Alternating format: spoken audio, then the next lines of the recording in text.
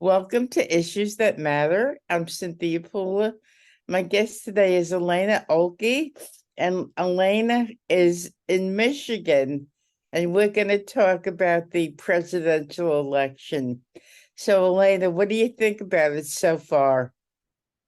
Hello, Cynthia, and your viewers. Thank you for inviting me again. I think the presidential race is pretty much, you mean the Republican side or the entire thing? Which one? I Yeah, can. let me hear your overview of the entire race. The entire race, I don't see anybody running. I mean, literally, Biden is barely walking. Trump just kind of like, walks in and there is nobody there to compete with. With that said, we do know that the Republican side is still being contested with Nikki Haley. Mhm. And Nikki Haley has pretty much upset Trump on several occasions. So now they're at this a push and pull and punch and run type of debacle. They're barring each other's donors and all this other stuff. But in general, quick overview, it's exciting. It would be great to see if Trump can make it happen this time around. So it's Sunday morning at 11:30, and I watched Meet the Press this morning, and Nikki Haley was on. She's pretty feisty. She she's still standing when all of the men just dropped out of the race. You have to give it to her. I did watch several interviews with her, and I did watch her speech at her rally. She did actually mention she derived some inspiration from Hillary Clinton when she heard Hillary speak one time at, I guess, university. Nikki said that. Hillary said, everybody will tell you not to run because you're a woman or because you're this, you're that, but this is exactly why you should run. And Nikki Haley, in one of her interviews, actually complimented Hillary for being inspiration in that sense. You have to say that when I ran in my primary race in 2020 for United States Congress, at that time it was Michigan District 6 here in the area where I live, there were a lot of men who were talking about running, and guess who was on the ballot? Me, the only woman. So Uh, you have to give it to women. We do know how to multitask, and for most part, when we say we will do something, we put our mind, heart, and effort and time in it. We stick with it. So kudos to her for sticking it up. On the other hand, I do know that a lot of people are encouraging her to drop out. I think Vivek Ramaswamy, Ramaswamy. he has encouraged her to drop out. But if you think about it, I mean, um, she is doing her best because she is a career politician. She was elected to the state legislature in South Carolina at the time. Then she was governor of that state twice. Right. Then she UN ambassador when she resigned from being a governor and joined Trump's administration as UN ambassador at the time. So she has been in politics for a long time, but we don't have to forget that she also has been courted by a lot of corporate interests. She was on the board of Boeing Corporation, and my understanding that average salary, I'm thinking based in 2017, I read it someplace, for the board member of Boeing was about 317,000 plus minus. And so she was, she was dipping her toes with a lot of corporate interests. And that's why I think Ron DeSantis, when he suspended his campaign, he said that he supports and endorsed Donald Trump because he believes Nikki Haley is the yesteryear Republican who is basically in in connection with the corporate interest, something along those lines. I don't want to go as far as saying that he may have called her corrupt. Don't quote me on that, but I think there may have been exact word. Gosh, I watch so many interviews. Sometimes you have to double check me on that one. But yes, he did support Donald Trump after he dropped out and encouraged Nikki to step aside. So you're not originally from this country. What what sparked your interest in politics, and what sparked your interest for running for office?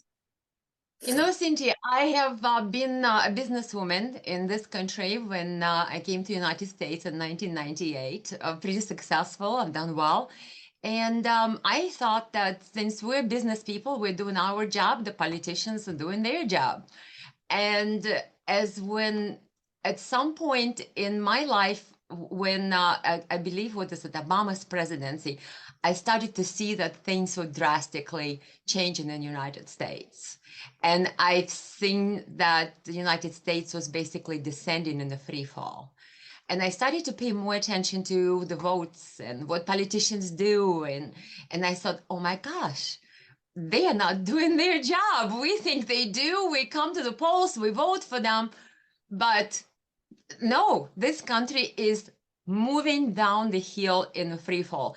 And then I thought, wow, something needs to change. And who is going to change it? If politicians are focused on their careers, on their donors, on how to please their corporate interests, some people like me, like you, Cynthia, the people who are supposed to contribute to our self-governing process in the United States, you don't have to be a career politician to run for office. Right. This is not why America was founded. America was founded that everyone has an opportunity to participate in the process of self-governing.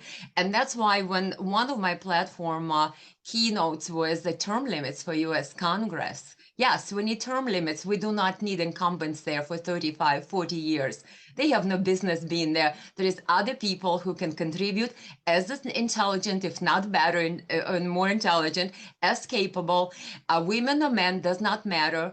Whatever your gender you identify with, whatever rocks your boat, if you are capable and willing American citizen to contribute to our country's greatness and success and uphold the Constitution, and you're willing to sacrifice your time, your life, your skills, everything that you've gained so far to bring it forth to benefit the public in America, you can do it. And that's inspired me to step up because I saw that politicians are basically wasting our time and our taxpayer dollars and not doing anything to solve any problems in real time. So that's why I stepped up. Now, when you say term limits, how many years in Congress do you think a person should serve? You know, there is a variety of opinions on that. In Michigan here, we do have for state legislature, we had the term limits, and I think they recently changed it. There was, I believe, 2 terms for Senate. I believe each one was 6 years, and then 3 terms for the House of Representatives, 2 years each. So it was 6, either 4, twice it would be 6 and 8. Okay. I don't think that this is in Michigan or in the state legislature. I don't think that needs to be that long, to be honest with you, in United States Congress. I don't think that needs to be that long.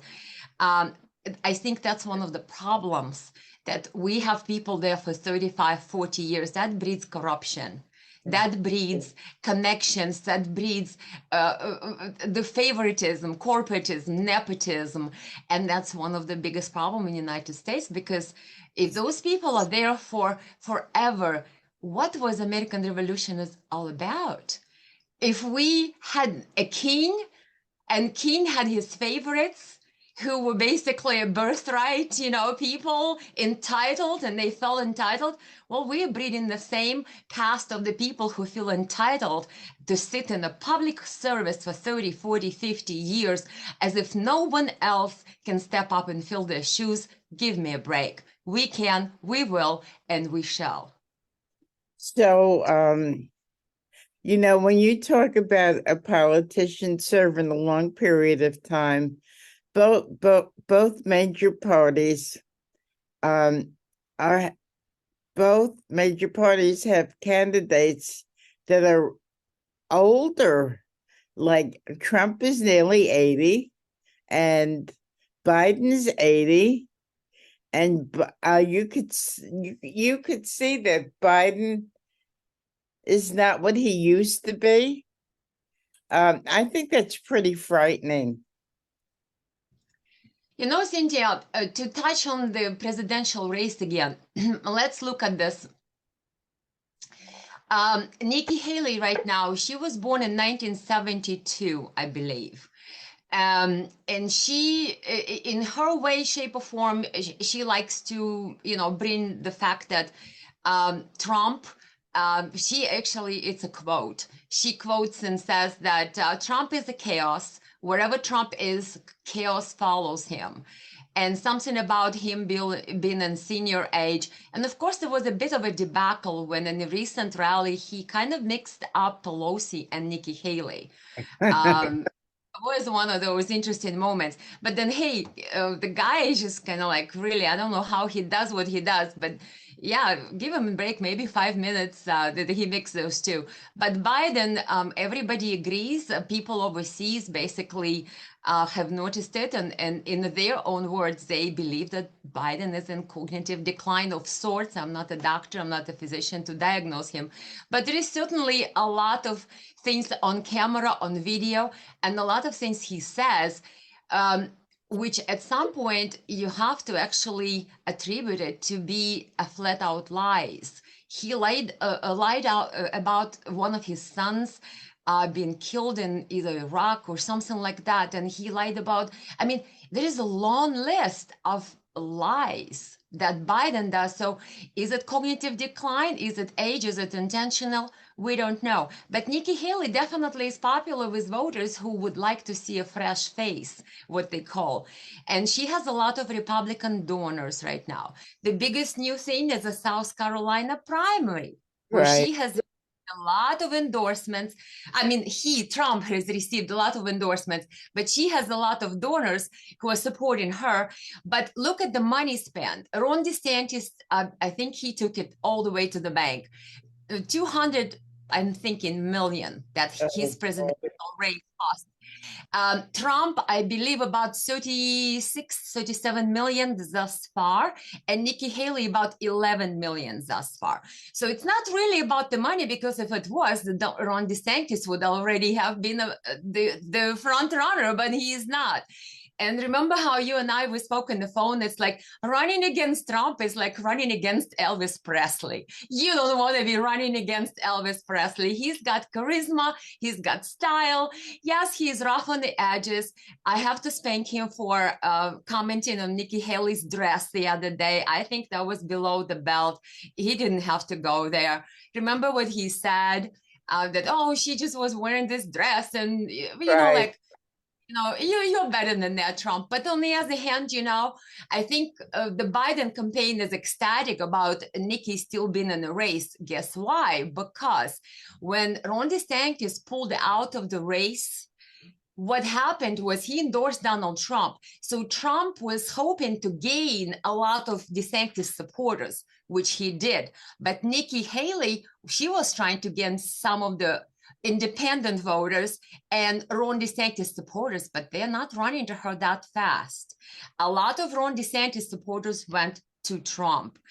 Can she swing independent voters towards herself? I don't see how, if Trump has such a great support in South Carolina, all the major lawmakers, including my unfavorite Senator Lindsey Graham, who is a warmonger and wants the war in Ukraine to go forever.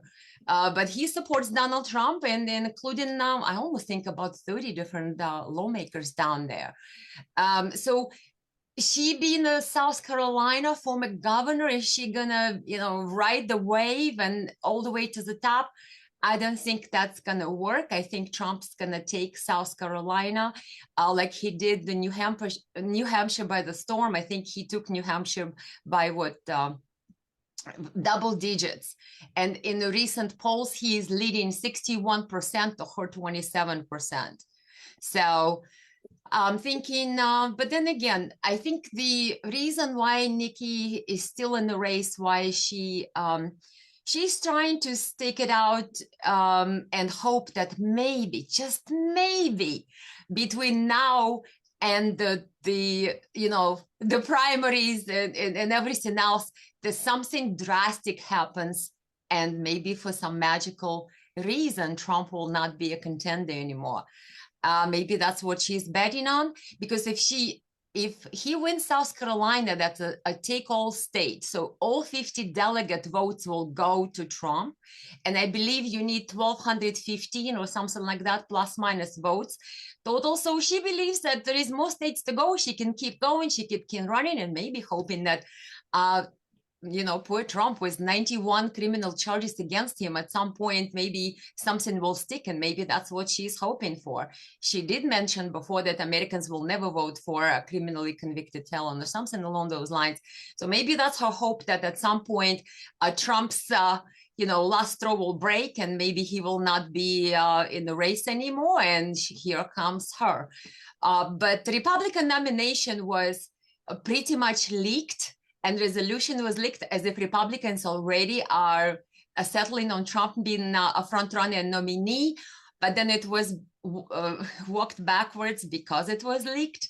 So we'll see what happens, but I think my thoughts, you cannot compete with Trump's popularity, and Trump is the Elvis Presley of modern era in the United States. Anybody running against him, including Ron DeSantis, they just can't compete with his personality, charisma, his style, and his policies. And if you think about it, Ron DeSantis and Nikki Haley, they were both nurtured by Trump. So they try to feed off of his policies and make it their own.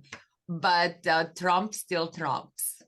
So, and the Republican on the Republican side, it seems like the voters, when they go to the polls or listen to people, listen to Republicans, they're all for Trump. But on the Democratic side, many Democrats are not happy with Biden, would like to see somebody else. So the party seems to be shoving Biden down their throat. I don't think that's a democracy. What do you think? I think if anyone who is coherent American, who is a true American at heart, could look at what Biden is doing, and you don't have to go far. Look at what he's doing in Ukraine. Look at billions of dollars that flowed to Ukraine for how long now? Billions. I think I stopped counting at about 130 billion, but since that was several months ago, I'm sure it's maybe close to 200 billion already. Our own people, and I drive through the city nearby me, sleeping on the streets. We have homeless people. We have Americans who cannot afford health care. We have Americans who cannot afford groceries, who cannot afford their medications. And we have a President Biden who is shelling billions to the country with whom we don't even have a border with, Ukraine, but while our own border is open for invasion. Really? So every Democrat or Republican or independent who has some sense, these two issues, look at that, look at Ukraine, look at border, and you don't need to second guess how Biden is basically destroying our country at this minute and point in time.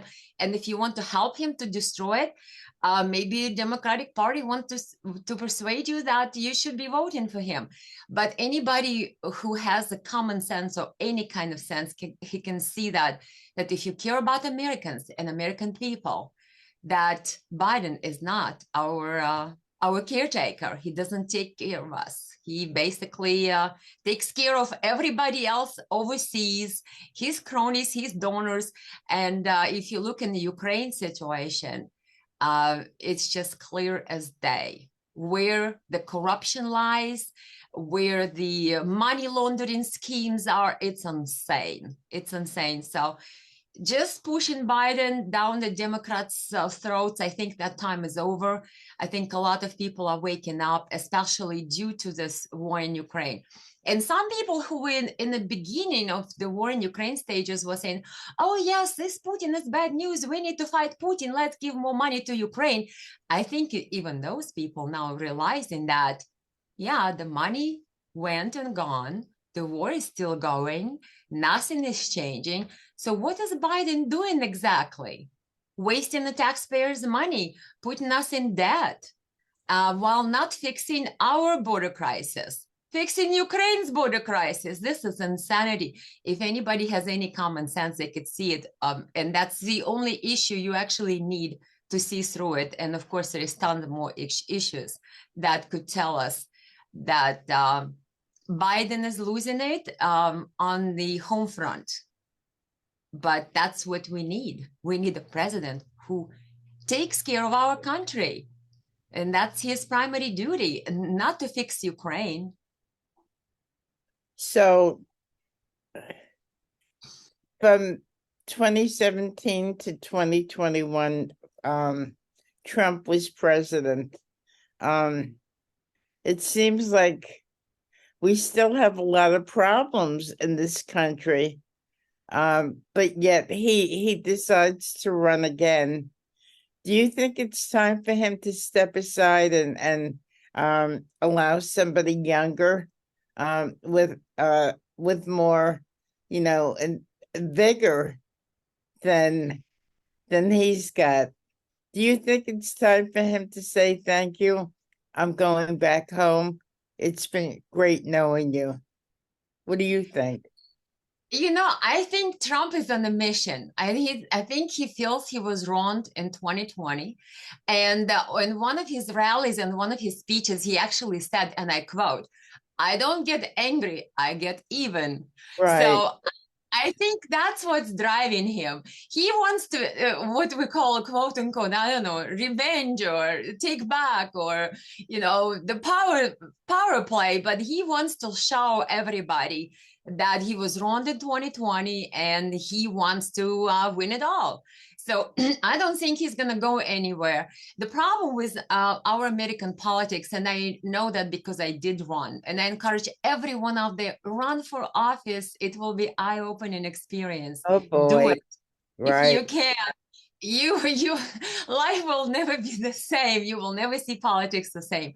But what I'm trying to say is that we would like to see new faces. We would like to see people who are capable, who have vigor. And it's not always the age. Some people in their 20s, they don't have any vigor or power. They just want to lay on the couch and click the clicker all day. Right. And some people in their 80s running around and full of vigor. So it's not really the age thing, but I agree with you, Cynthia, as to, yeah, we would like to have more people to choose from. But the problem is that the election system, entire election system is broken. It is broken. Why? Because we don't want politicians to be corrupted by corporate interests. But when we look at politicians, we always say, oh, who fundraised the most? Right. So have to go sell their soul to all the corporate donors and interests, right? And then we want them to be clear and transparent and non-biased and do what's right. It cannot work both ways. Right. So we either have to, as American people, accept that, yes, maybe we will have people running for president that are not billionaires at one point. But the problem is you have to have the fundraising ability to be considered by Republican or Democratic Party even as a viable candidate. And unless you have millions in your campaign account, the party is not going to support somebody who doesn't. So it's a vicious cycle, vicious circle. I believe our entire election system, or how we look at elections, has to be reformed, and it will be, because I think with the time and effort it takes to run the campaigns, at some point, American people will start understanding that we're spinning the wheels, we're not getting any new people because of what this system has become. You have to sell your soul to the donors and corporate interests in order to be even on a ballot, which I'm talking about presidential race in this case. Look at Nikki Haley and her donors. Some of her donors, my understanding, are the very same people who are funding all the lawsuits who go against Trump in various states right now. Mm. And Trump even told his crowd at the rally that if anybody donates to what he calls the bird brain, don't quote me on that, Google it, guys, but I'm afraid he was hinting Right. at his opponent, and he said will be permanently barred from MAGA, movement or MAGA Right. camp, something on those lines. So look at the donors of Nikki Haley, look at the donors and where the money flows, where the money goes. If we want new candidates, we have to disassociate our perception of the candidate who is the best equipped with millions and billions of corporate or donor funds, because we cannot expect that candidate then to do what we want them to do, because they already sold their integrity to other people. Now, you talk about people getting in and running for office. I live in New York. I know how difficult it is to get on the ballot. And it seems as though the establishment likes it that way. They don't want anybody intruding on their little gig. They like it that, there's no outsiders coming in. And the people seem more or less to accept that. What do you think? I think, Cynthia, like I said, the entire system is broken. The entire system is very much geared for failure and not serving the interest of the people. If you need to have millions of dollars to participate in presidential debates, to even be capable to step on a stage, you know how they alienate the candidates from opportunity to participate in debates based on what they have in their accounts, how much money they have. That's insane. When I ran a Republican primary, the policy of Republican Party, I ran against incumbent of 35 years at the time. Imagine the guts. Imagine me. I never ran for public office, and I am stepping up and taking on the 35 years of incumbent in my district, right? But a Republican Party policy is they always support incumbent. So we have a Right. Republican incumbent in office who voted to impeach President Trump. And the party supports this type of incumbents. That's a policy that needs to go. Because if you have an incumbent who is a Republican, they have to abide by at least majority of Republican platform. Republican Party has a platform. It's a book. They need to read it and they have to study it. And you have to be within the party policy. Otherwise, why are you calling yourself Republican? In my case, the incumbent I ran against in the primary was constantly voting with Pelosi and Democrats and called himself a Republican. Uh-huh. And the party policy is we support incumbents. So what the party is basically saying, we don't care if the incumbent basically sell out to Pelosi's camp, we'll still support him. That's insanity. And here comes me in 2020, run on the platform of America First, a Trump supporter, all the great Republican values and policies in place. But the party supports incumbent who votes against Trump and votes to impeach Trump, a Republican president. This is insanity. Therefore, parties need to look at their policies and see where do they go wrong, because the people look at me and think, oh, Elena is running. She must be getting all kinds of support from Republican Party. Let's donate to Republican Party so they could give Elena some support.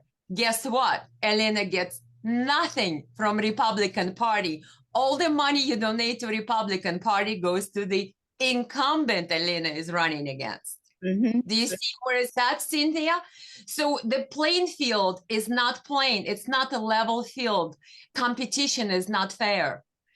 The game is not fair. The game is rigged.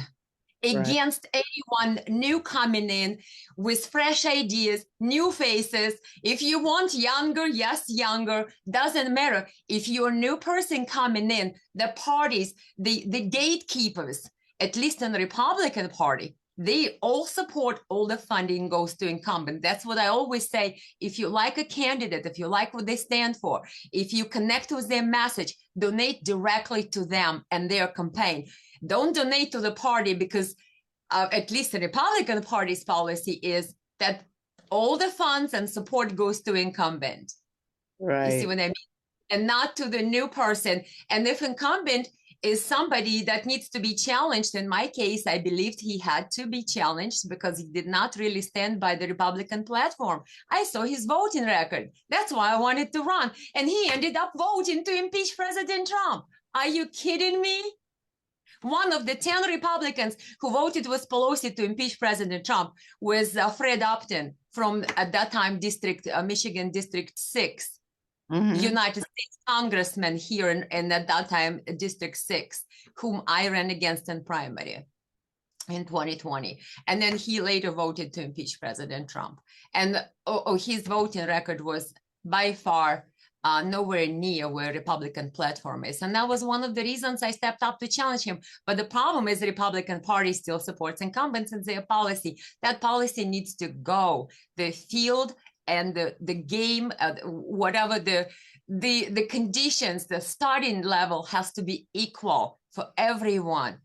Because what it does, it breeds the power of incumbent. And if incumbent left the building and started to support Nancy Pelosi and Democratic agenda and votes on that side all the time, you don't have to go far. Just look up Fred Upton's voting record at the time. He now has retired since that couple of years ago. But yeah, if you look at the voting record, and that was my shock, he was a Republican. I voted for him well back when myself. But then when I started to notice what's happening in our country, I looked close to his voting record. I was in shock. One of the 10 Republicans who voted with Nancy Pelosi, Fred Upton. One of the 11 Republicans who voted on some bill with Nancy Pelosi. He voted against Trump border control, against Trump wall, and against Trump trying to fix our border. Our Republican congressman against whom I ran in primary in 2020, voting against that. I mean, seriously? So that's what the problem is. The parties are the problem. And then another problem is endorsements.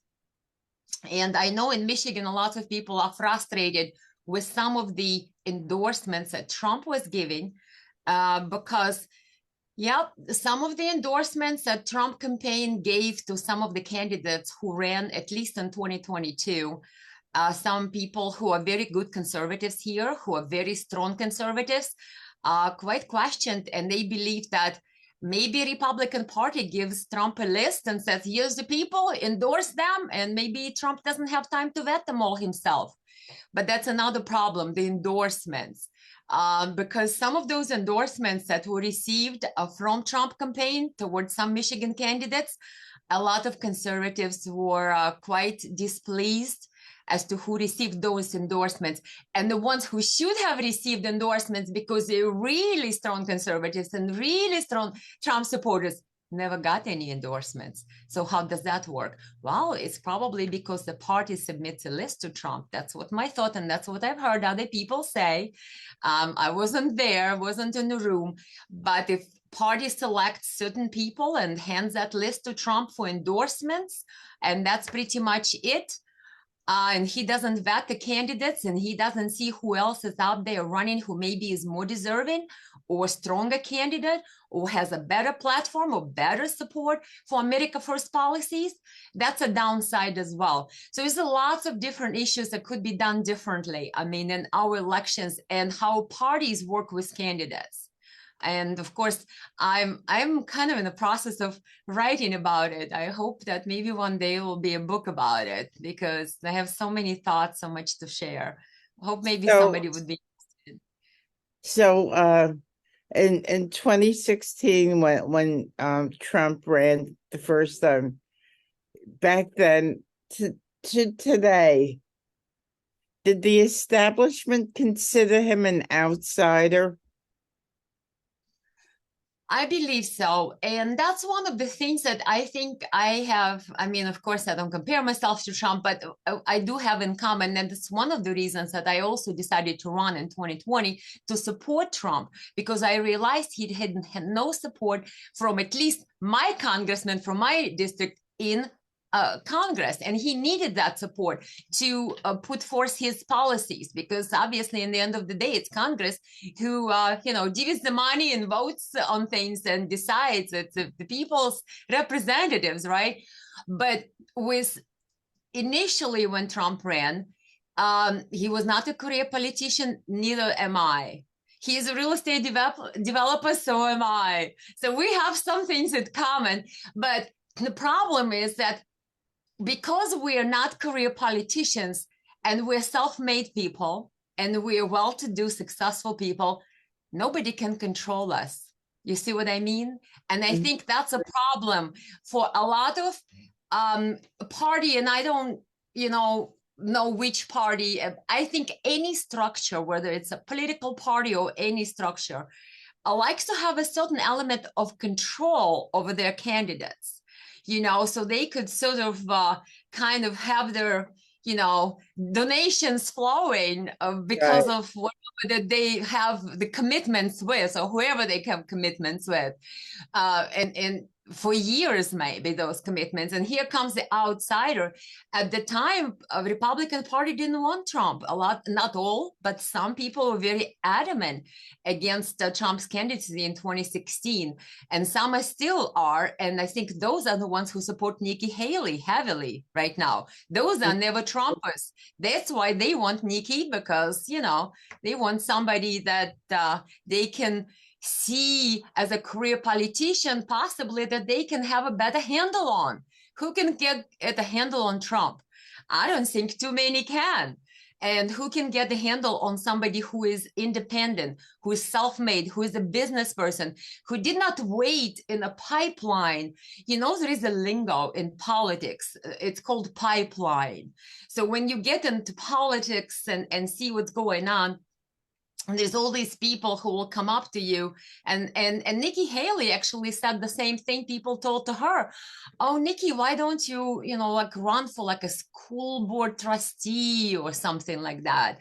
And that's why she felt like she wanted to run for president, because all those people were always telling her to start small, to start slow. And like there's be people who will tell you, oh, why don't you run for like a commissioner or like a county commission? Like they would want you to get into that pipeline so they can then see, okay, now you at this level, well, maybe you agree with what we want, maybe we'll promote you to next level, we'll encourage you to, so you have this pipeline where you're growing. And here comes me, never ran for public office, and want to take on the 35-year in office incumbent. Here comes Trump and says, I want to be a president. Where is that door? Where do I sign in? So yeah, the parties, consider people who were not going through that pipeline, through that gradual, ascent, like Nikki. Nikki is as political career politician as a gradual pipeline as can be. She started from state legislature. She was, I believe, an accountant. Then she went to be some business women owners association treasurer or something like that. Then elected to state legislature. Then she went to, governorship twice. And then U.S. Ambassadorship under Trump. And then, of course, now running for president. So you see people like that, those are the pipeline people. You know what I mean? And the people like Trump, who just comes out of business background, and I come out from business background, we didn't go through this gradual process of, being, I don't want to say submissive, but maybe, submissive to the extent of, this is my career. Let's just gradually grow into becoming this, stellar opportunity. In her case, is presidency. No, I believe that I am a business person. I have something to bring to the table. So does Trump. And I don't need a career in politics. I always told people, he says, "Oh, Elena, you're a politician." I said, "No, I'm a stateswoman. I'm a businesswoman. I want to give back to the society, to America. But I don't need a quote unquote career in politics. I already have a career." And you see, Trump is the same way. He doesn't have to be a president. He's got stuff going for him. He has his businesses. He has his other priorities out there. He wants to give back to America. My understanding, he wants to make America great again, like he said. He wants our country to be respected again. So do I.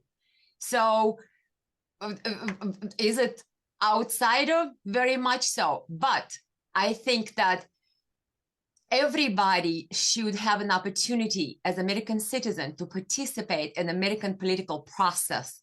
And we should not be treated as outsiders just because we want to contribute to what's constitutionally our right to do, to contribute to self-governing. American Congress was not made for those people to make careers out of it for 50, 40 years. Thank you, Ms. Pelosi. Mr. Biden, 47 years? What? Right. America was made that you could serve, Cynthia, for a few years, and I can come and serve and contribute with my experience, and another person can come. But people are so paranoid, they're so scared, like, oh, I need to have political experience. No, you don't. You're American citizen.